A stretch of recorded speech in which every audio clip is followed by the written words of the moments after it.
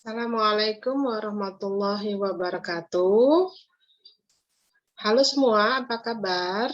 Selamat berjumpa kembali di mata kuliah Ekonomi Pembangunan Islam.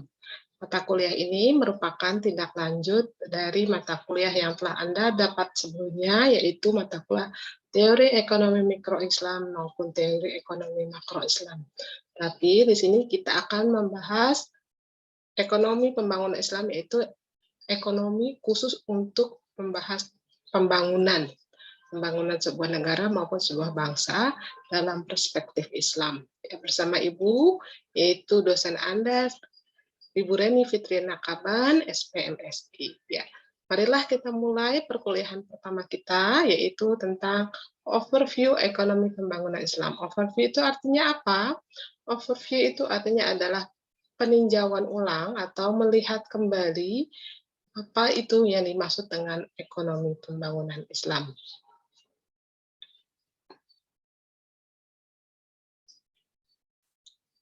Adapun capaian pembelajaran yang diharapkan dari perkuliahan ini ataupun apa yang ingin kita capai dalam perkuliahan ini, Anda diharapkan dapat mahasiswa diharapkan setelah menyelesaikan perkuliahan ini, materi pertama ini dapat menjelaskan pengertian dan pentingnya ekonomi pembangunan, ya. Jadi bisa setelah Anda mempelajari ini, Anda bisa dapat menjelaskan apa itu ekonomi pembangunan, ya, dan mengapa ekonomi pembangunan itu penting. Sedangkan kemampuan akhir yang diharapkan, Anda bisa setelah mempelajari perkuliahan ini diharapkan dapat menjelaskan perkembangan paradigma ekonomi pembangunan dilihat dari evolusi perubahan ukuran pembangunan yang diterapkan. Yang kedua, menjelaskan pentingnya paradigma worldview dalam mempengaruhi konsep ekonomi pembangunan, baik untuk teori dan implementasi. Yang ketiga, dapat menjelaskan prinsip dan ciri ekonomi Islam secara umum dalam mempengaruhi ekonomi pembangunan. Dan yang keempat, menjelaskan pentingnya perkembangan ekonomi pembangunan dari perspektif Islam.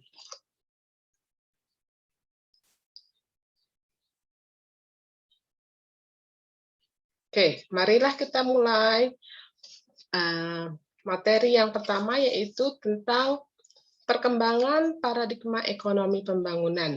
Dilihat dari evolusi, yaitu perubahan, ya, perubahan yang secara bertahap dalam mengukur pembangunan. Di awal-awal, mengukur pembangunan dihitung dari pertumbuhan ekonomi atau GDP. GDP itu apa artinya? Gross Domestic Product, atau dalam bahasa Indonesia kita sebut dengan PDB, Produk Domestik Bruto, ya. Jadi pertumbuhan ekonomi itu dilihat dari apa? Masih ingat materi perkuliahan di ekonomi makro, yaitu kita melihat sebuah negara mengalami pertumbuhan apabila dihitung dari variabel-variabel yang menunjang, ya.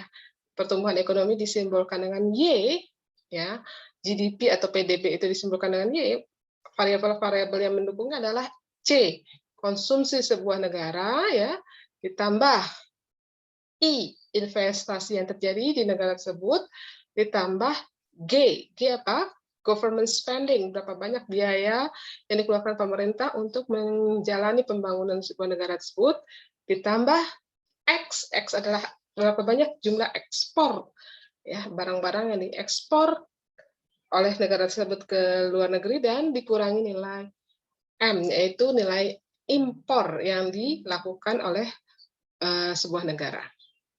Atau alat ukur yang selanjutnya adalah pendapatan per kapita. Jadi nilai GDP tadi dibagi dengan jumlah penduduk yang ada di sebuah negara. Itu alat ukur yang di awal-awal untuk mengukur pembangunan. Semakin tinggi nilai GDP-nya, ya, berarti semakin sejahtera atau semakin berkembang, makin pembangunan negara tersebut semakin baik. Tapi ternyata alat ukur ini masih mengalami masalah. Apa masalahnya? Itu adanya ketimpangan distribusi pendapatan. Mungkin GDP sebuah negara itu tinggi, tapi ternyata nilai GDP itu nilainya angkanya semu. Karena apa? Karena mungkin masih banyak rakyatnya atau masyarakat di penduduknya yang jumlah pendapatan per kapitanya itu malah justru kecil ya. Jadi pendapatan per kapitanya itu besar hanya karena segelintir manusia atau segelintir masyarakat yang punya pendapatan tinggi itu menutupi pendapatan masyarakat, lebih banyak masyarakat yang mengalami pendapatannya yang rendah. Jadi ada ketimpangan distribusi pendapatan kalau hanya diukur dengan nilai pertumbuhan ekonominya diukur dengan GDP ataupun PDB dalam bahasa Indonesia ya. Setelah itu ada perubahan dalam mengukur pembangunan itu dengan diukurnya bahwa tidak hanya bisa dihitung dengan nilai GDP saja, tapi harus dihitung dengan kesejahteraan manusia itu harus dihitung dengan nilai indeks, living index, nilai kehidupan ya. Living index ini seperti physical index juga maupun physical quality index maupun life index ya. Jadi tidak hanya diukur dari sisi materi, tapi juga harus diukur seberapa layak sejahterakah sebuah negara itu, sebuah masyarakat itu ya. Tidak hanya sekedar nilai materi, misalnya diukur dengan pendidikannya, diukur juga dengan kesehatannya ya.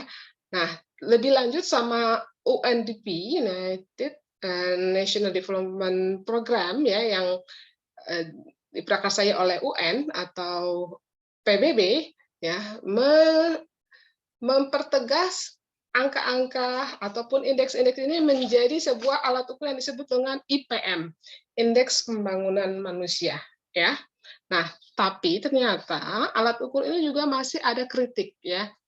Ya, jadi kritiknya dari sisi apa? Indikator dan metode perhitungannya masih belum bisa dikatakan benar-benar mengukur pembangunan sebuah negara secara baik ya. Selanjutnya, ukuran pembangunan sebuah negara dihitung dengan Millennium Development Goals ya. Nah, ini muncul sekitar awal-awal milenium, yaitu sekitar tahun 2000-an ya. Tahun 2000-an ini muncullah Millennium Development Goals ya, disetujui oleh PBB ya. Tapi ternyata alat ukur ini juga belum spesifik ya dalam integrasi nilai maupun prinsip-prinsipnya. Baru lebih kompleks lagi dibuat lagi alat ukurnya, yaitu dengan Sustainable Development Goals. Nah, inilah yang saat ini menjadi alat ukur dalam pembangunan sebuah negara, yaitu mengacu kepada Sustainable Development Goals. Oke, mari kita lanjutkan. Yaitu dengan definisi pembangunan. Sebetulnya apa sih pembangunan itu? Apa ya yang disebut dengan pembangunan? Jadi menurut pandangan tradisional, ekonomi tradisional, pembangunan didefinisikan suatu kondisi di mana terjadi peningkatan ekonomi secara agregat. Ya, tadi itu.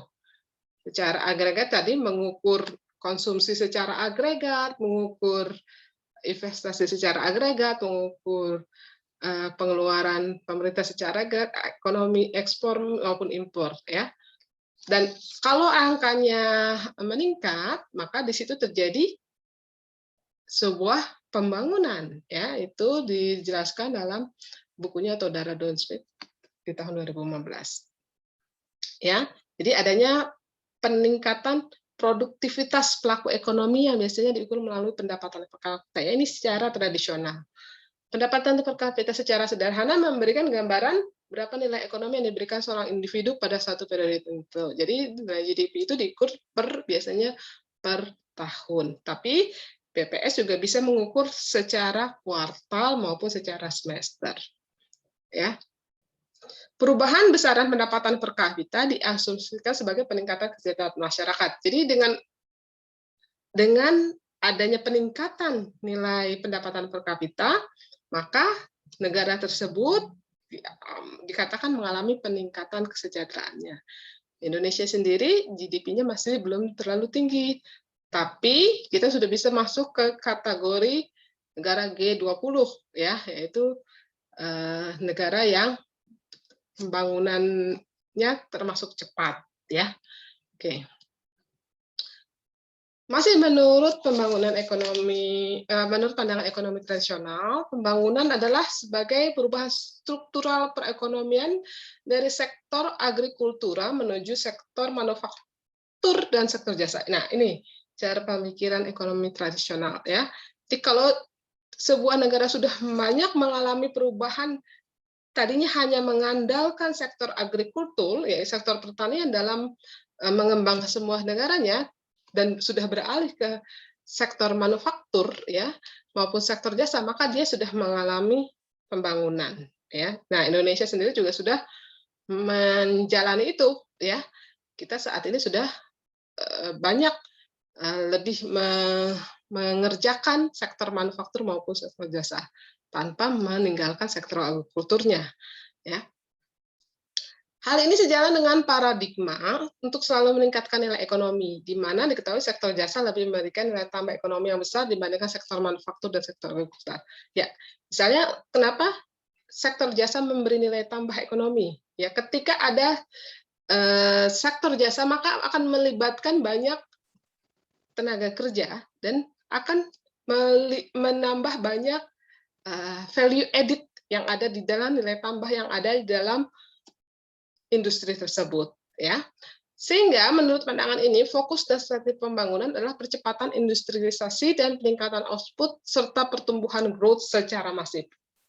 Jadi dengan cara pandang ini ya diharapkan pembangunan itu memfokuskan kepada industri jasa tadi ya, yaitu industri yang cepat ya, serta pertumbuhannya juga sangat meluas. Ya, definisi juga fokus pada masalah makroekonomi lain, yaitu kemiskinan, pengangguran, dan pemerataan ekonomi. Tetapi tetap yang menjadi perhatian adalah tadi GDP tadi ya.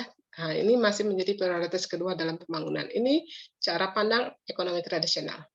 Sedangkan kalau kita menggunakan paradigma pembangunan baru, pembangunan tidak hanya tadi mengukur nilai-nilai materi, tapi juga bersifat proses multidimensi. Ya, banyak dimensi yang melibatkan perubahan struktur sosial, sikap populer, institusi nasional yang diikuti dengan pertumbuhan ekonomi, penurunan kemiskinan, dan pengurangan ketimpangan. Ya, jadi tidak hanya pertumbuhan ekonominya saja yang meningkat, tapi di saat yang sama terjadi pemerataan atau pengurangan pemerataan distribusi kekayaan maupun nilai orang-orang penurunan angka kemiskinan ya. Jadi diharapkan dengan pembangunan ekonomi yang dengan pembangunan yang baru ini ya, pembangunan ini bisa melibatkan sistem sosial secara utuh ya, pemenuhan kebutuhan dasar secara menyeluruh serta mengakomodir semua kepentingan individu dan kelompok sosial dalam sistem tersebut. Jadi tidak hanya sekelompok orang saja yang mengalami pertumbuhan maupun menjadi makmur atau makanya kesejahteraan, tapi semua lapisan bisa mengenyam atau menikmati kesejahteraan tersebut. Kita lanjut ya. Jadi ada 3 nilai inti pembangunan ya dengan konsep paradigma baru tadi, yaitu bahwa adanya kebutuhan pokok ya, yang disebut dengan pembangunan, adanya kebutuhan pokok yang sustenance, yaitu dia bisa berlangsung terus-menerus, tidak terputus-putus. Ya, adanya juga inti pembangunan itu dilihat dari martabat atau self esteem. Sebuah negara, masyarakatnya maupun penduduknya itu mempunyai martabat, mempunyai self esteem, mempunyai kedikdayaan, mempunyai harga diri maupun self esteem, kepercayaan diri yang tinggi terhadap bangsa maupun negaranya. Dan yang terakhir adanya kebebasan atau freedom from servitude. Ya, tidak ada paksaan atau mereka memiliki kebebasan dalam memilih, dalam berekspresi, dalam berusaha dan seterusnya, ya. Oke, tidak ada tekanan baik dari dalam maupun dari luar. Sedangkan 3 tujuan pembangunan dengan paradigma baru, ya, ini sejalan dengan tadi 3 nilai inti tadi, yaitu meningkatkan kesempatan dan memperluas distribusi kebutuhan manusia, ya. Dengan adanya ekonomi pembangunan, ya, diharapkan kesempatan yang ada itu semakin meluas, tidak hanya terfokus pada satu kelompok, tapi bisa dinikmati oleh semua lapisan dan terdistribusi dengan baik segala kebutuhan manusia, yaitu baik sandang, pangan maupun papan. Dan yang kedua, meningkatkan level kehidupan, ya. Kelompok masyarakat tidak hanya di level itu saja, misalnya tadinya masyarakat prasejahtera, bisa naik levelnya menjadi masyarakat sejahtera, bisa naik lagi menjadi masyarakat yang mampu, ya, ataupun misalnya ekonomi kecil, menengah maupun naik lagi menjadi ekonomi atas, ya. Dan yang terakhir terkait dengan kebebasan ini, yaitu tadi mempunyai pilihan ekonomi maupun pilihan sosial. Dia tidak hanya dipaksa hanya bisa memiliki satu produk tertentu, tapi dia bisa memilih produk apa yang dia inginkan, ataupun dari sisi sosial juga. Dia bisa mempunyai kebebasan untuk berpendapat, bisa mempunyai kebebasan untuk memilih apa yang dia inginkan, misalnya dalam hal pemilu, demokrasi, dan seterusnya. Nah, itu ya tadi tentang perkembangan paradigma tentang pembangunan ekonomi pembangunan sebelumnya. Baiklah, kita lanjut materi yang kedua, yaitu pentingnya paradigma atau world view, ya, cara pandang dalam mempengaruhi, ya, konsep ekonomi pembangunan baik untuk teori dan implementasi. Jadi cara pandang kita dalam melihat apa itu yang disebut ekonomi pembangunan itu sangat berpengaruh dalam melaksanakan pembangunan itu sendiri, ya, baik secara teorinya maupun nanti penerapannya, implementasinya. Nah, jadi kita harus tahu dulu, ya, gimana sih cara pandangnya itu, kita lihat dari sisi apa. Yang pertama kita harus tahu dulu ruang lingkup ekonomi pembangunan itu, ya. Kalau yang dulu, yang tradisional, ekonomi pembangunan itu ruang lingkupnya hanya sekitar itu, ya, bahwa prinsip ekonomi adalah maksimalisasi kepuasan dan keuntungan, profit, adanya efisiensi pasar maupun keseimbangan pasar. Sedangkan para ekonomi politik, ya, ada ekonomi tradisi maupun ekonomi politik, yaitu tidak hanya memikirkan output base, tapi juga lebih luas, ya, ekonomi politik. Sedangkan, ya, dalam ekonomi, dalam memandang paradigma worldview ini, ya, dalam memandang ekonomi pembangunan yang lebih luas, kita juga harus tahu apa perbedaan nilai dan paradigma ekonomi pembangunan. Bahwa ternyata, ya, dalam memandang pembangunan ini, kita tidak hanya sekedar memandang dari sisi apa? Dari sisi material. Ya, bahwa manusia itu tidak hanya sekedar membutuhkan aspek materi, tapi juga dia membutuhkan aspek spiritual, ya. Harus ada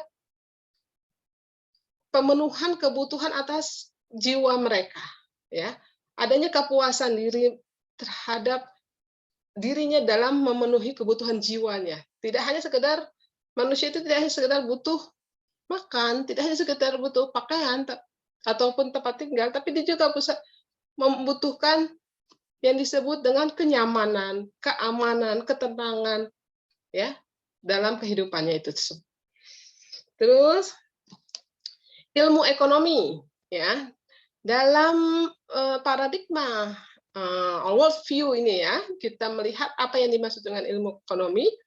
Ilmu ekonomi kita tahu adalah ilmu sosial, adalah bagian dari ilmu sosial. Ini bukan ilmu eksak, yang pasti nilainya 1+1 harus 2, tapi 1+1 bisa jadi 10, bisa jadi 11, bisa jadi dan seterusnya. Artinya bisa jadi nilainya berubah sesuai dengan situasi yang ada, karena ada faktor-faktor yang mempengaruhinya, ya.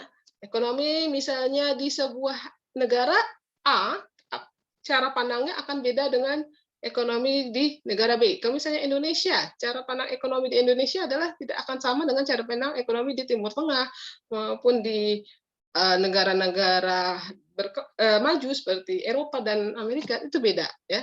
Dan nilai ilmu ekonomi ini adalah ilmu yang tidak bebas nilai tadi itu, ya, tidak bisa disamakan ekonomi di negara kita sama dengan ekonomi di negara-negara lain. Karena ada faktor-faktor yang melekat, yang mempengaruhi, ada nilai-nilai yang mempengaruhi. Misalnya Indonesia ini kental dengan budayanya, ya, keanekaragamannya dan seterusnya. Itu yang bisa mempengaruhi ekonomi di negara kita. Dan tujuan ekonomi pembangunan lebih besar dari ekonomi tradisional. Tadi ekonomi tradisional hanya sebatas kepada peningkatan GDP ataupun pendapatan per kapita, tapi kalau ekonomi pembangunan tadi jadi lebih besar, yaitu memperhatikan faktor keseluruhan, yaitu tidak hanya nilai materi, tapi juga memperhatikan keutuhan manusia seutuhnya.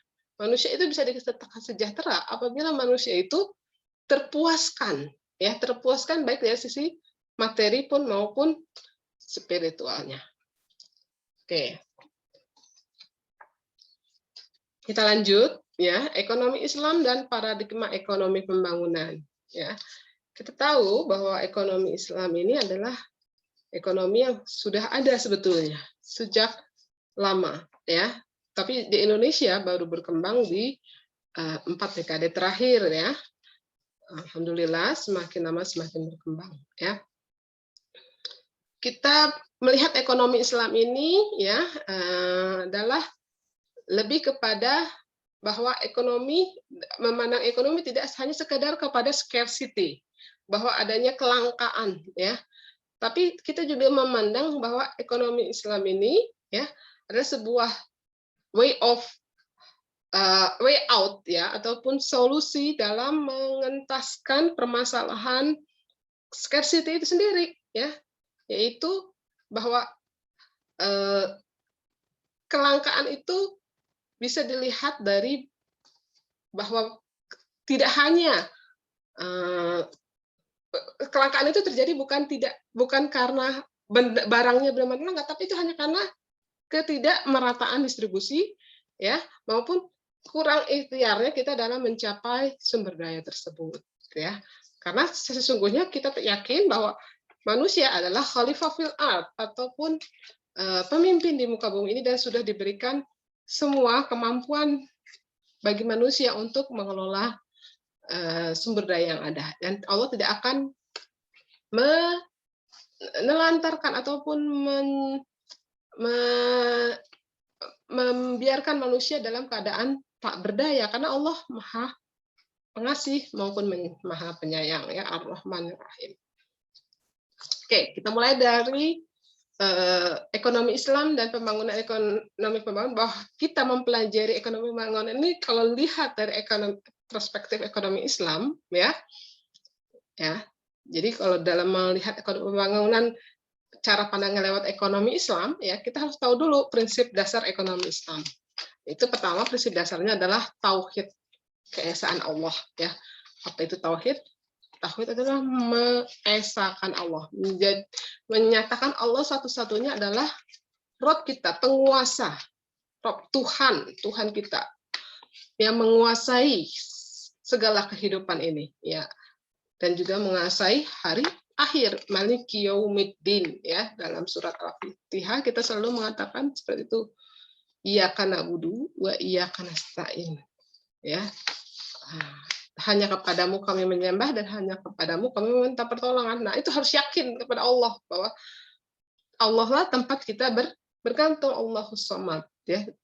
Jadi dalam ekonomi Islam kita tidak harus khawatir bahwa segala sumber daya yang ada itu semuanya diberikan oleh Allah, dan kita yakin Allah akan memberikan pertolongan kepada kita, ya. Yang kedua, prinsip yang kedua adalah equilibrium atau keseimbangan. Bahwa Allah telah menciptakan seluruh alam semesta ini dalam bentuk yang seimbang.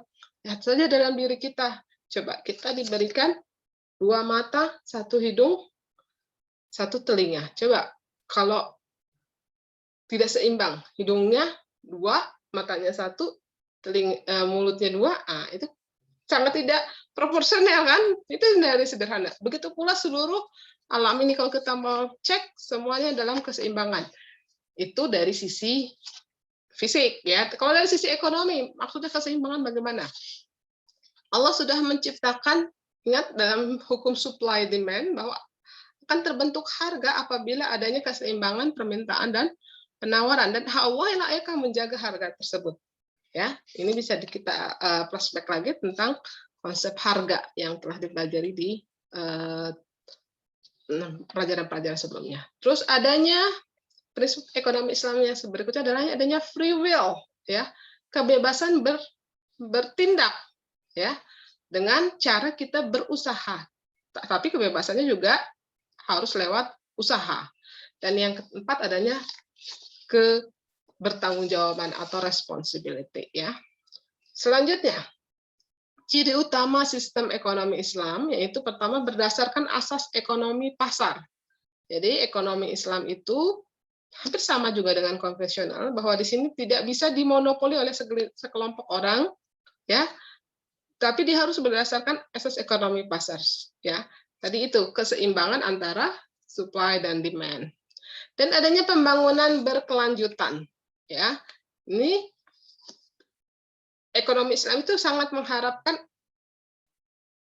terus-menerus, yaitu kita tidak boleh stop dalam melakukan proses baik itu produksi, distribusi maupun konsumsi, ya. Islam telah mengarahkan kita bagaimana memproduksi, bagaimana melakukan distribusi maupun melakukan konsumsi.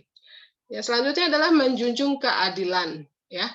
Ini jelas sekali, sudah jelas di dalam Islam keadilan itu sangat penting, bahkan Allah nyatakan dalam salah satu surat, salah satu ayat dikatakan i'dilu wa aqrabu littaqwa. Sesungguhnya kita dituntut oleh Allah untuk melakukan berlaku adil lah, karena adil itu sangat dekat kepada ketakwaan, ya. Berlaku adil dalam hal apa saja dalam hal kehidupan ini, ya, termasuk di dalam ekonomi. Terus pertumbuhan ekonomi dan PDB per kapita tetap, ya, di dalam ekonomi Islam juga memperhatikan PDB per kapita itu penting karena itu untuk mengukur sebuah tadi kemampuan sebuah negara dalam mengelola negaranya itu diukur dengan PDB tadi, ya. Lanjut, dalam ekonomi Islam, paradigma ekonomi pembangunan Islam bahwa tujuan ekonomi Islam yaitu tadi itu, ya, disebut dengan maqasid syariah, ya. Ya, yaitu kita tahu, ya, dijelaskan dalam bukunya Imam Al-Ghazali Ihya Ihya Ulumuddin, ya, bahwa maqasid syariah atau ukuran pembangunan dalam ekonomi Islam itu ikut dalam 5 hal, yaitu agama, jiwa, keturunan, dan harta. Ya, ini sudah lengkap semua. Ya, tidak hanya kalau tadi yang tradisional hanya sekedar mengukurnya lewat harta, tapi kita tidak. Pertama maqasid syariah atau tujuan syariah ekonomi Islam adalah tujuannya adalah untuk melindungi agama. Kita melakukan tindakan ekonomi adalah dalam rangka melindungi agama kita. Kita tidak bisa beragama dengan baik apabila kita tidak menjalankan ekonomi itu juga dengan baik, ya. Ya. Jadi Allah juga sangat menyarankan kita, menganjurkan kita untuk bisa mencari penghidupan dengan baik. Misalnya di dalam surat Al-Jumu'ah dikatakan, bertebaranlah kamu di muka bumi setelah melakukan sholat Jumat. Artinya Allah menuntut kita juga untuk berusaha dalam penghidupan kita. Banyak ayat-ayat lain yang menunjukkan Allah menyebutkan di dalam surat maupun dalam ayat-ayatnya untuk survive dalam ekonomi, ya. Oke, lanjut. Oke, ya. Jadi setelah kita tahu bagaimana world view ya ataupun paradigma ekonomi Islam itu secara perspektif Islam, kita tahu bahwa ekonomi pembangunan Islam itu sangat penting, bahwa menyelesaikan pembangunan yang ada di sebuah negara ini secara Islam, secara perspektif Islam itu sangat penting, ya. Ya, karena apa? Ini adanya aspek pengembangan ilmu pengetahuan penting, ya, kita harus mempelajari ilmu pengetahuan untuk mengembangkan pembangunan, ya. Terus di dalam ekonomi pembangunan Islam itu ada aspek pemenuhan kebutuhan masyarakat Islami, aspek pemenuhan motivasi ekonomi masyarakat Islami. Nah, untuk ini saya harapkan bisa mempelajari lebih dalam di buku yang penunjang yang ada, ya. Oke. Jadi kalau bisa dirangkumkan, ya, perkuliahan hari ini membahas tentang apa? Yang pertama, pembangunan ekonomi, perkembangan ekonomi pembangunan pada beberapa abad terakhir menunjukkan terjadinya pergeseran paradigma pembangunan yang ditunjukkan oleh evolusi dari ukuran pembangunan yang bersifat dimensi tunggal berupa pembangunan fisik atau material, yaitu diukur dengan PDB atau PDB per kapita, menuju ukuran pembangunan yang lebih multidimensional. Ya, yang kedua, definisi pembangunan menjadi lebih dinamis seiring dengan banyaknya paradigma, ya, cara pandang yang melandasi sebuah konsep ekonomi pembangunan. Namun, secara umum pembangunan dianggap terjadi ketika adanya perubahan ke kondisi yang lebih baik. Ya, kalau mengalami kondisi yang lebih baik, maka dia akan sudah mengalami pembangunan. Biasanya indikator yang diukur menjadi lebih baik. Ini yang beragam tergantung pada paradigma yang digunakan.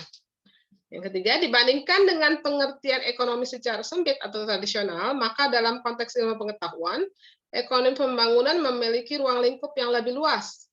Aspek yang perhatikan tidak hanya ekonomi, tapi juga politik, budaya, geografi, bahkan hingga psikologi. Paradigma memiliki peran yang sangat penting dalam menurunkan konsep dan implementasi ekonomi pembangunan. Ya, karena dengan paradigma membuat pembangunan itu akan lebih terasa berbeda. Yang keempat, ekonomi pembangunan Islam berlandaskan pada paradigma Islam atau Islamic worldview. Sama halnya dengan ekonomi Islam secara umum, sehingga prinsip dan ciri utama dari ekonomi Islam akan secara otomatis mempengaruhi ekonomi pembangunan Islam. Prinsip dan ciri tersebut secara langsung juga akan mempengaruhi bagaimana perspektif yang dibangun di dalam ekonomi pembangunan Islam. Dan yang terakhir, ekonomi pembangunan konvensional memiliki perbedaan mendasar dengan ekonomi pembangunan Islam. Kalau di dalam ekonomi konvensional, ya, pembangunan konvensional belum tentu mampu secara untuk memenuhi kebutuhan masyarakat Islam dalam aspek ilmu pengetahuan, kebutuhan dasar, dan mengakomodir motif dasar ekonomi, sehingga kehadiran ekonomi pembangunan Islam sangat diperlukan. Jadi tidak hanya sekedar menggunakan ekonomi pembangunan konvensional, harus dilengkapi dengan ekonomi pembangunan Islam. Itulah rangkumannya. Ya. Nah, setelah ini, ya, setelah mempelajari buku yang sebagai penunjang Anda, ya, dari KNKS, bukunya Komite Nasional Ekonomi Syariah, ya, baca di bab 1, ya, Anda diminta juga mengerjakan latihan, ya. Latihannya yang pertama adalah studi kasus 1.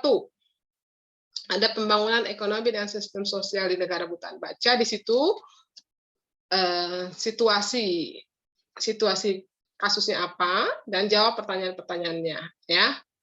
Oke, apakah menurut Anda kebijakan yang diambil oleh negara Bhutan merupakan sebuah petunjuk untuk perubahan evolusi ukuran pembangunan ke arah paradigma ekonomi pembangunan baru, dan seterusnya? Anda kerjakan semua pertanyaan ini, ya. Oke, begitu juga studi kasus 2, ya, tentang pengembangan industri halal di negara OKI versus negara OKI, ya. Negara yang penghasil minyak, ya. Penghasil minyak, negara yang hasil minyak maupun Islam ya, di bawah konferensi Islam. Coba jelaskan mengapa sektor industri halal untuk penting, baca dulu ininya situasinya dan baru kerjakan pertanyaan-pertanyaannya. Ya, ini pertanyaannya berdasarkan teori ataupun pemahaman yang Anda pelajari dari materi pertemuan pertama ini. Dan latihan soal yang ketiga adalah pertanyaan evaluasi. Ini lebih kepada teori semua. Ya, kalau yang tadi adalah analisis studi kasus, ini teori. Ya, ada 8 pertanyaan, silahkan Anda jawab pertanyaan itu semua dengan tepat, dengan baik ya. Tidak boleh asal, harus benar-benar sesuai dengan aturan ataupun ketentuan yang ada dijelaskan dalam materi yang ada. Oke. Sekian dan terima kasih. Semoga Anda memahami apa yang dipelajari hari ini. Semoga menjadi kebaikan, dan saya tutup dengan membaca hamdalah alhamdulillahirabbil alamin. Sampai jumpa di video berikutnya. Assalamualaikum warahmatullahi wabarakatuh.